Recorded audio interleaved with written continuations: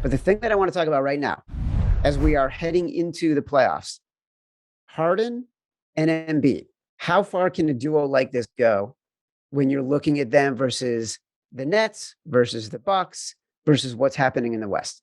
Well, I think the move by the mayor of New York to lift certain mandates is actually significant because historically you need two great closers in the playoffs. That's why I don't buy Miami.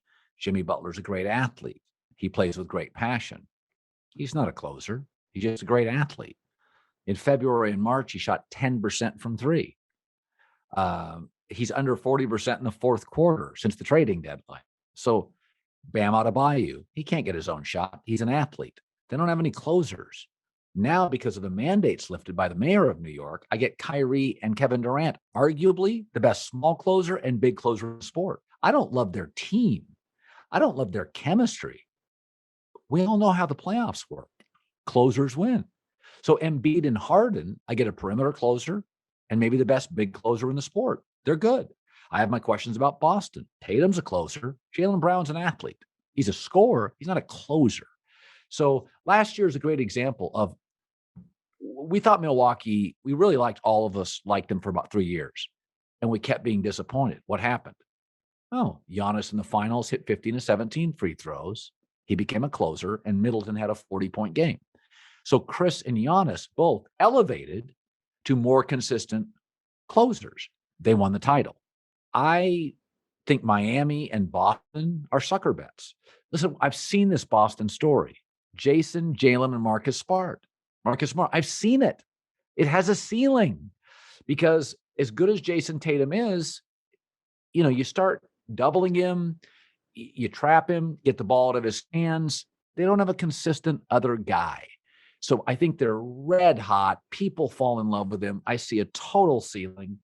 Same with Miami. I just don't buy him at all. I think Butler's a live wire. I think he's inconsistent with the ball late. People confuse athlete for closer. John Wall was a great athlete. Derrick Rose was a great athlete. Westbrook was a great athlete. Never trust him late. Shot clock, quarter game with a shot. So, that's my takeaway.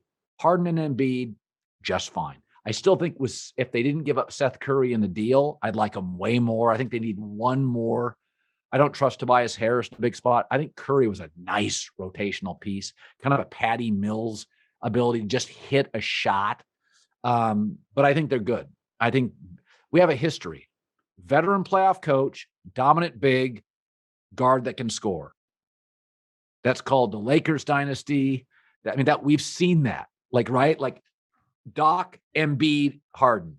We've seen this for generations. They're going to win playoff series. I'll tell you what the wild card is, though, with that team is Maxey. That, to me, that will be the reason they'll get the championship. If he can step up and be the big three, like people keep proclaiming, that, to me, is the difference. Because I've seen Harden wilt. Honestly, me and Chad joke all year. I've seen, of all the players that I could not one of the Sixers, it was him, and now I like him. I like him on the Sixers. I like watching him on the Sixers. I think he fits well with that team. Yeah, athletic. But to me, it's about Maxey. If Maxey can become, again, he's 21 years old, but we see flashes. We talked about Ja. You see these flashes of these kids, these young kids, where you can be like, oh my God, I have never seen that before. And I told Chad, with Maxey, I've never seen a player for the Sixers like him since AI. Think about how long ago that was. And now other people are seeing it. We saw him put up, 30 points against the Heat by himself when the two big guys sat out. So Maxey, he might be getting that reaching that level right now. Yeah, they're struggling to figure out how to use Tobias Harris. He's not a great shot maker. He's a really nice athlete. He should be a 4 on a championship team. So he may be. If Maxey's your 3, Tobias is your 4. That's a real team. Maxey's a fascinating player. I didn't know how he and Harden would work, but he is so twitchy and so active. And, Harden has a weird style where he can be hard to play off of. Maxey kind of works with Harden much quicker than I thought. Spencer Dinwiddie and Luka, it works much faster than I thought.